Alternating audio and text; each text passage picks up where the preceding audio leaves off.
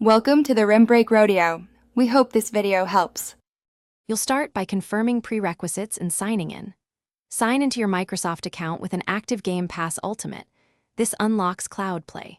Once done, open Safari or install Chrome/Edge and update Mac OS if needed.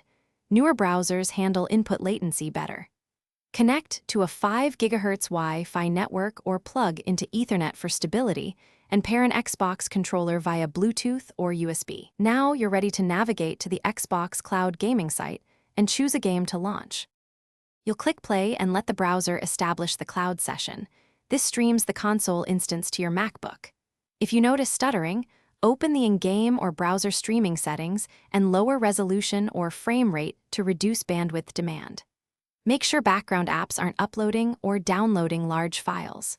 For tighter input, use a wired controller or enable low-latency Bluetooth mode on supported controllers.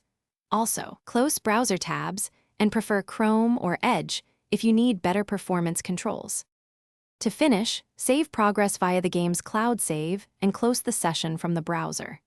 If problems persist, sign out of other devices to free your cloud slot, then clear the browser cache and reload the site.